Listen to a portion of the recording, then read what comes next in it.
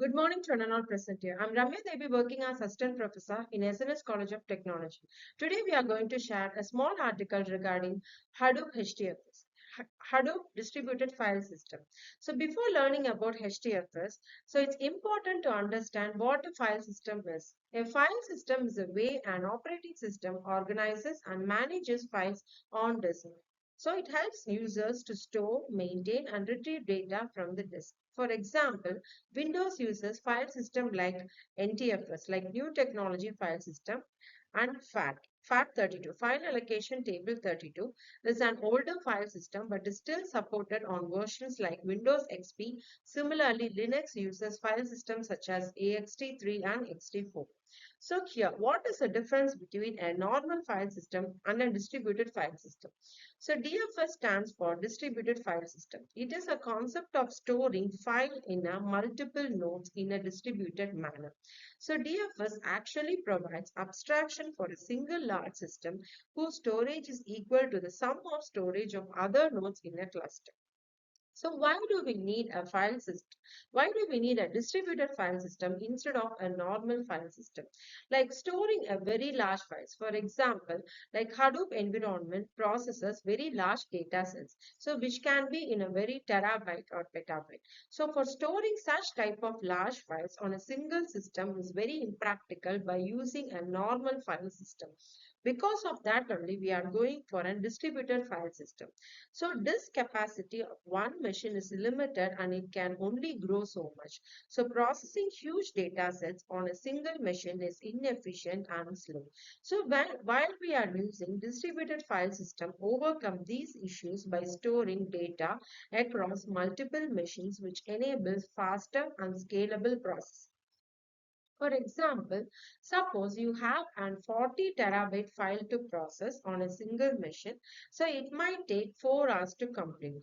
However, using a distributed file system as shown, it can be the 40 terabyte is split across 4 nodes in a cluster.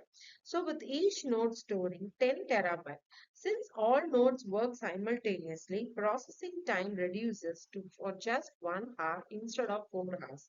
So, which demonstrates why DFS is essential for faster and efficient big data processing. Here, the Hadoop file system uses Google file system and it's also distributed and it is fault tolerant.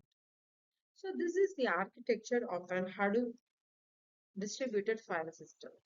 Here, here, like in a normal file system, the 40 terabyte file will be processed and then it will be given to a system. But in a distributed file processing, so now it has like is the main storage system in Hadoop. So that it can able to store large files by breaking them into blocks like 128 MB and distributing them across multiple low-cost machines. So HDFS ensures fault tolerance by keeping copies of data blocks on different machines.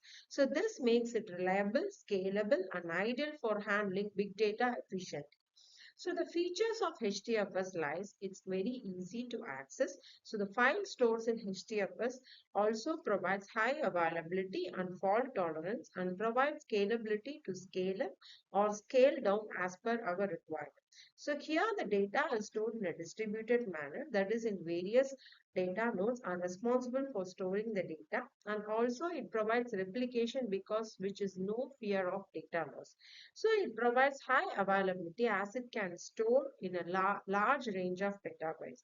So HDFS has built-in servers in name node and data node that helps them to easily retrieve the cluster information. So here the storage daemons in HDFS, like it has name node and data node. So here the name node acts as a master of Hadoop cluster and it is responsible for storing metadata, that is data about the actual data.